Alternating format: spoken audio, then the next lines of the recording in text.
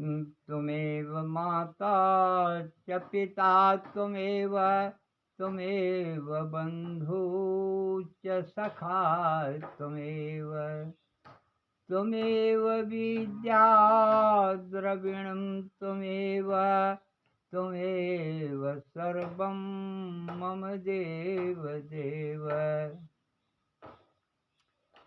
या देवी सर्वभूतेषु मायारूपेण संस्थिता नमस्तस्यै नमस्तस्यै नमस्तस्यै नमो नमः। या देवी सर्वभूतेषु बुद्धिरूपेण संस्थिता नमस्तस्यै नमस्तस्यै नमस्तस्यै नमो नमः।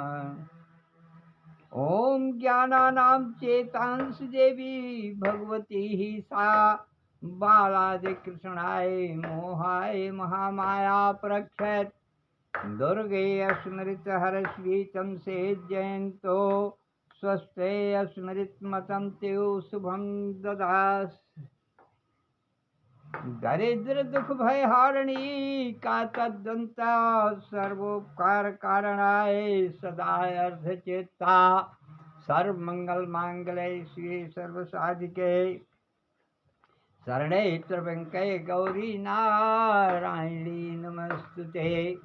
जयंती मंगला काली भद्रकाली कपालिनी दुर्गा क्षमा शिवा धात्री स्वाहा स्वाधा नमस्तुते।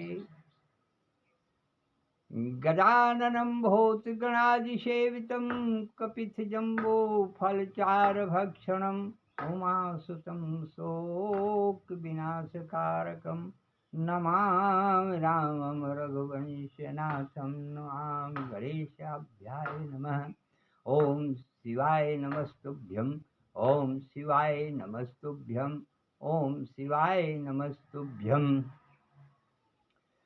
मनोजयं मारुतुल्यवेगं जितेन्द्रियं बुद्धिमतां वरिष्ठं वातात्मजं वानरयूथमुख्यं श्रीरामदूतं शरणं प्रपद्यते।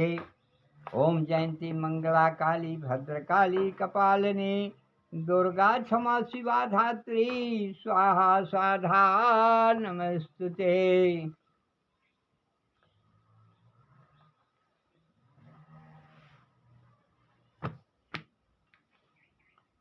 अब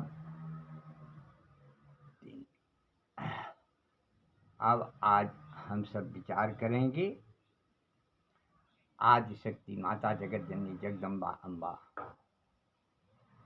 किस तरह से बुलाने पर आती हैं और माता सीता ने यह किस तरीके से गौरी के मंदिर में उनको बुलाना शुरू किया था और तुरंत आकर के माता सती ने माता सीता को आशीर्वाद के रूप में प्रदान किया था। आज हम सब उनके बुलाने के विषय में चर्चा करेंगे।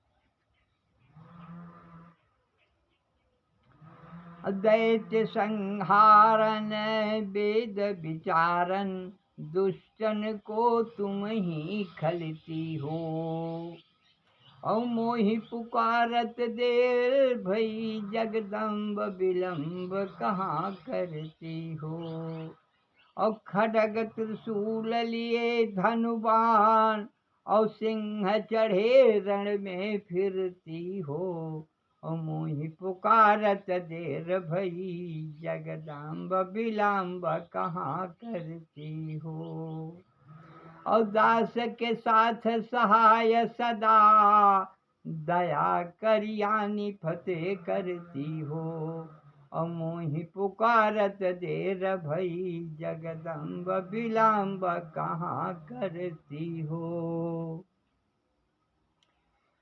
इस तरीके से माता दुर्गा को पुकारने से माँ कहीं भी रहती हैं आकर के वो संतों का दासों का उद्धार कर। इस तरीके से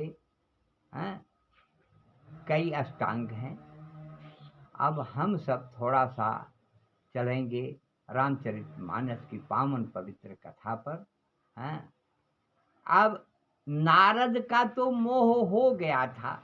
कल नारद के मोह के विषय में, रामचरितमानस में नारद के मोह के विषय में चर्चा तो हो गई थी, लेकिन अब भगवान को नारद भगवान ने जाकर के मारा तो नहीं बल्कि श्राप तो दे ही दिया।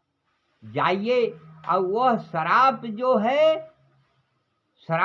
है भगवान राम के लिए आज वह आशीर्वाद के रूप में प्राप्त हो गया, क्योंकि यह हुआ था वरदान में कि रावण को यह वरदान मिला था कि आपको देवी देवता या मनुष्य कोई नर और बानर छोड़ करके, नर और बानर को छोड़ करके बाकी आपको कोई मार नहीं सकता है। रावण सोचा जब बड़े बड़े देवता ऋषि मुनि और महान महान योद्धा कुछ नहीं कर सकते तो नर और बानर किस कारण में है, किस लेखे में है।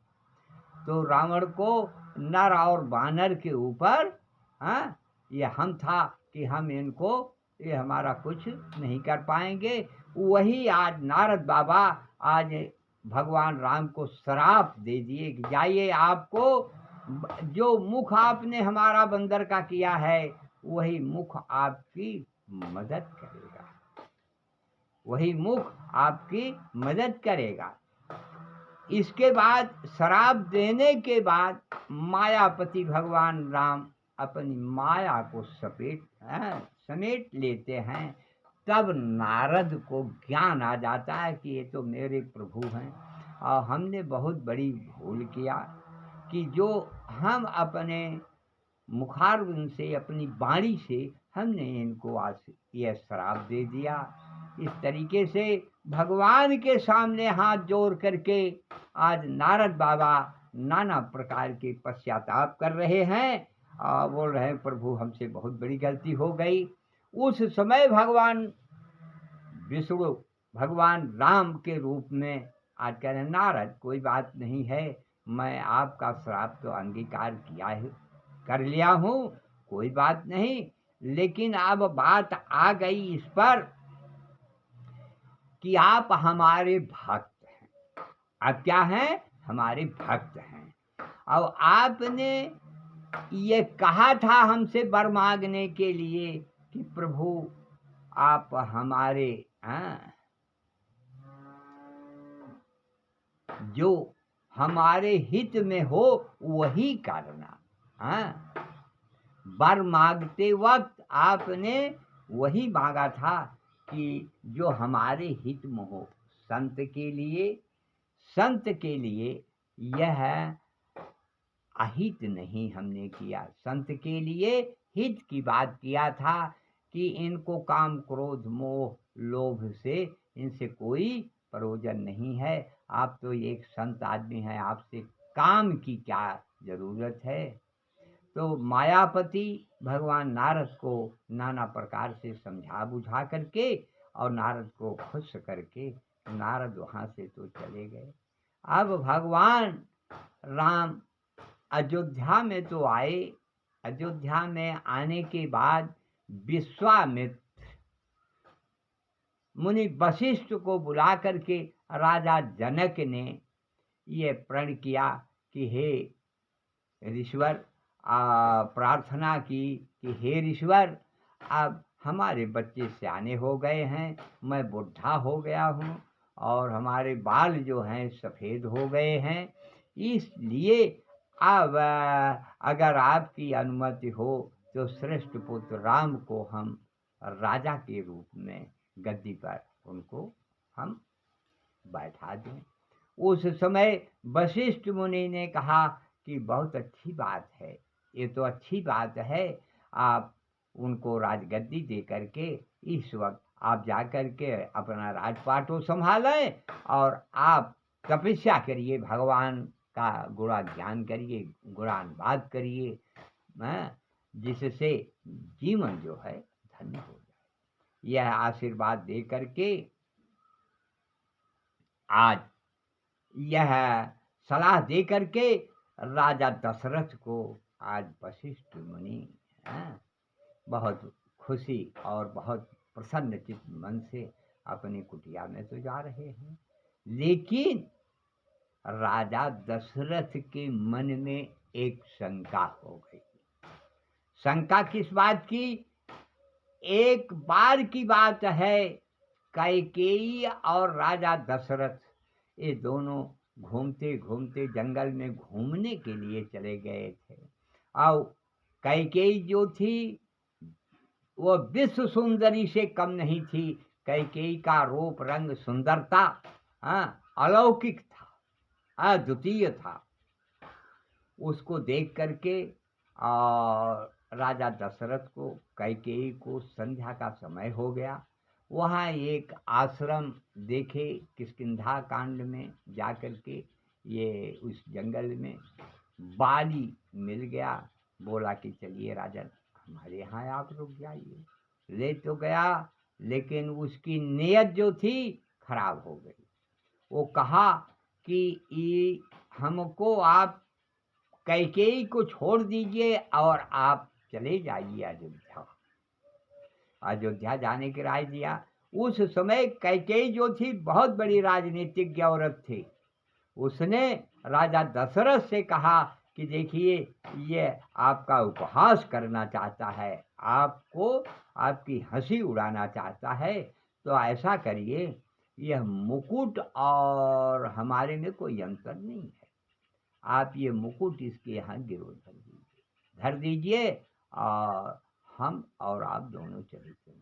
उस समय राजा दशरथ के पास मुकुट नहीं था।